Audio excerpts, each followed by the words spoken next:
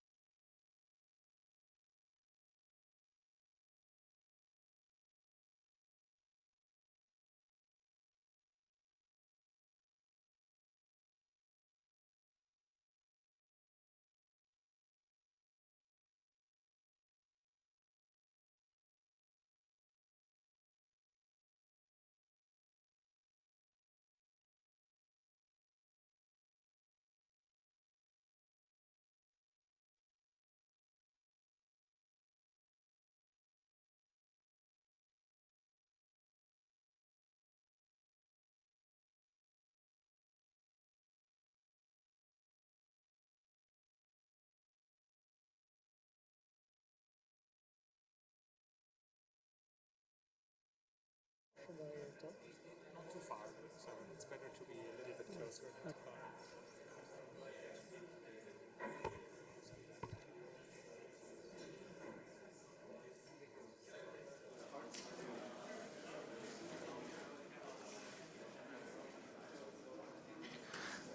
All right, let's get started. Hello? Okay. Hello. So, like this? It's okay? Yeah. So, I'm here today to present you how you can test your graphic application without any hardware. So, that's what VKMS is for. So, very quickly, I am Louis, I'm working at Butlin, we have a lot of expertise in a lot of stuff, and I am the VKMS maintainer. So, I will be very fast because I have only 10 minutes and a lot of things to say. First, what do we want to test? Because VKMS is not able to, will not help you for all the use case. First, we want to test anything that will use a screen. So it can be a laptop, it can be an embedded device, it can be whatever you want. But more importantly, we want to test application which don't know what hardware it will be run on. Like, for example, compositors or Qt application using the KMS API or this kind of stuff. If your application need a compositor to be used, probably VKMS will not be the best way to test it. So why do we want VKMS? Because if you don't have VKMS and you want to test a new hardware or at least a new different configuration, you need to buy boards to set up them, and to debug them and start again. This can be very expensive if you want to test dozens of configuration. It will require some physical manipulation to plug a screen, to plug the graphic card if you want, and this kind of stuff. And it can be a bit harder to integrate in CI stuff. But the main point of this is that you have the real hardware, so you will have the hardware bugs, which may be important for your use case. But with VKMS, you can test at least a lot of different configuration of hardware. By configuration, I mean graphic pipeline, so plain CRTC encoders and connector topology. That's changed a lot between each display controller. VKMS, very easy to set up, just start a VM or even your own laptop, set a specific VKMS config, and you can start to debug. But it is completely virtual, so you don't have any hardware bugs, so you may need to fall back on the hardware testing for some situation. So I will be quick about what is VKMS. VKMS, V for virtual, KMS for kernel mode settings. That means that virtual, no hardware, and kernel mode settings is basically, it is a virtual driver to emulate the standard DRAM user API. That means you don't have to change anything in your application to use VKMS. So the main goal is to test user space without hardware. So very quickly, what is the current VKMS? What are the current VKMS capabilities? We can do plane composition with some rotation stuff. We also support a lot of different formats for the planes and also the write back. I forgot to put them. And very recently, we integrated YUV support, so it is a nice improvement. And obviously, you have a write back connector, so you will be able to see or at least grab a picture of what is displayed on the virtual screen. So it's a graphic card without any pixels, so everything is virtual. But this is very limited in terms of configuration because you only have 3 parameters, kernel parameters, one to enable the cursor plane, one to enable the write back, and one to enable multiple planes. What it means? It means that this is the minimal graphic pipeline you can emulate with VKMS, one of everything, already useful to test some basic usage of the KMS API, one with a little bit more of planes, useful to test composition, but only one CRTC, one encoder, and one connector. We also have virtual stuff for write back. But if we compare it with real-life example, so I took 2 examples. The first one is a small chip from TI, and the second one is this laptop. So if we take a look at the small chip for TI used in embedded device, we have just 2 planes, one CRTC, one encoder, one connector. And this is not possible today with upstream VKMS because you can have one primary and I think 8 overlay, or just one primary. So this is not possible. But if we take this laptop, you have 6 planes, one CRTC, but you have 4 CRTC. And on each CRTC, you can connect 6 connectors. And as you have 4 CRTC, you have something like 20 connectors. So it is a very different configuration, and if you are writing application to use the DRM API, you want to test this. You may want to test this much different configuration, very basic one, and a very, not very complex, but biggest one. So what we introduced with VKMS, what we want to introduce, sorry, is a config.fs interface. So the work is a bit old. I think it started with Rodrigo, the original developer of VKMS, I think. Then Sumera and Marius did some stuff internally in VKMS to make, it possible to integrate config.fs. Jim proposed, I think, the first complete config.fs interface, and since a bit more than 1 year, we are working with Jose on the current config.fs interface. So the last iteration is this one, and we need reviews, so if you are interested, please take a look. If you want to test it, I just rebased yesterday this series on top of DRM MISC next, so you can very quickly test it.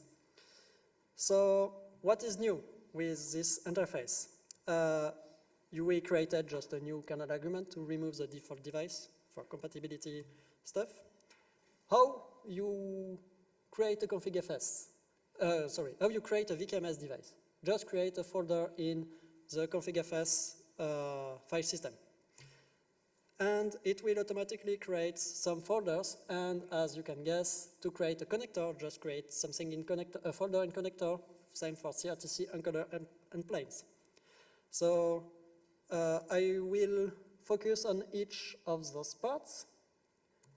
Oh, first, you may want to, the configuration is done in 2 steps. First, configure everything, and then you need to enable the device. Enabling the device is also a bit trivial, just write one in the enable file. And this will basically register the device inside DRM, and you will be able to use it. And if something is wrong in the config.fs configuration, there should be a complaint from VKMS, and if not, it will be the DRM core that will complain and may crash. So we need to forbid this configuration before.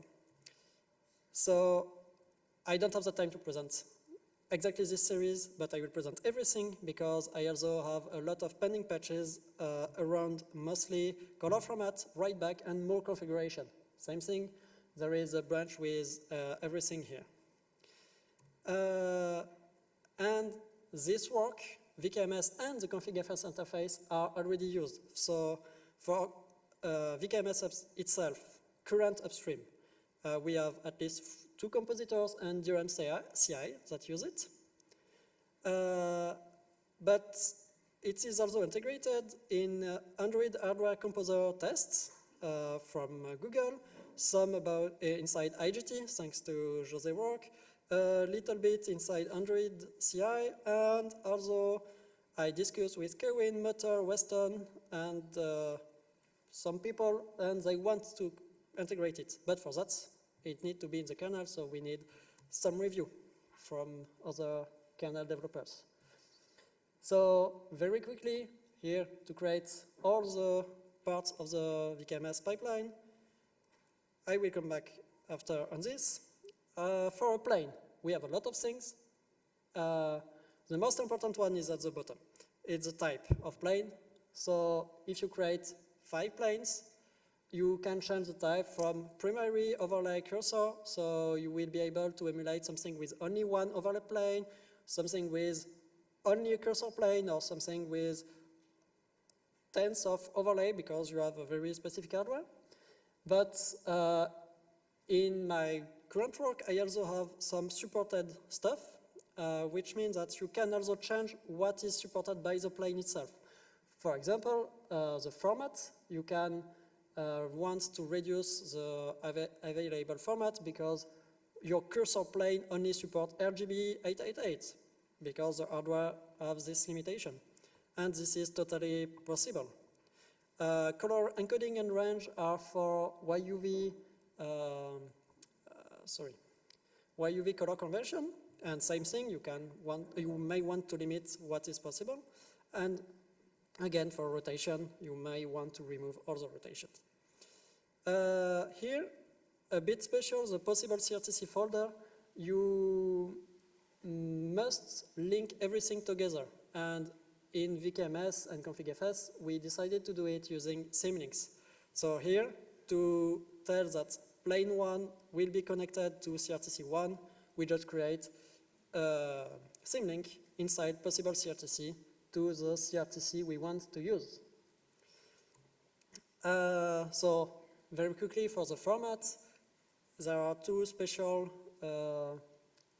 commands you can use, -* to remove all the formats, and plus full CC code to add it. So if you write exactly this, the plain one will only support RGB888 because you remove everything and add RG24. And we can do the other way, add support for everything but RGB888. On the encoder side, way shorter because less things to do.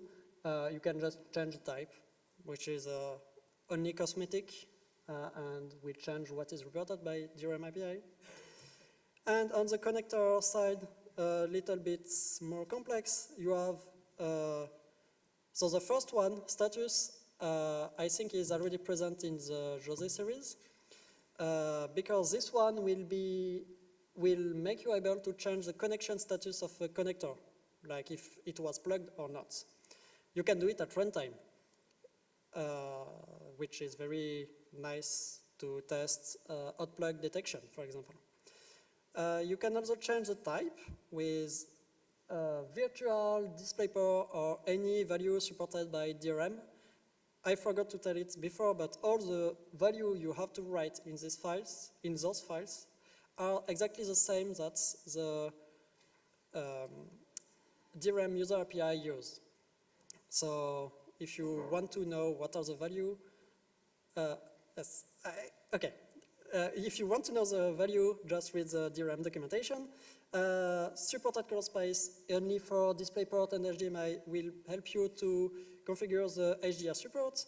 You can also change the EDID configuration, so it will report different EDID. Again, possible encoder to connect on encoders. And the last one, and maybe an important one, is a dynamic connector. A dynamic connector can be used to emulate MST connectors, because when you use MST, you will plug, for example, a hub on your computer, and some connectors will appear, and inside DRM, it will just report new connectors to the user space. And basically, if you do this, first, the connector is not here, and then you enable it at runtime, not at config time. So you will be able also to test hot plug detection of MST stuff. And that's all. I'm a bit late, sorry. So thank you for your attention, and I don't know if I have time for questions. We are a little bit over time already, so maybe we can put questions downstairs to the coffee break. Perfect. All right, thanks a lot.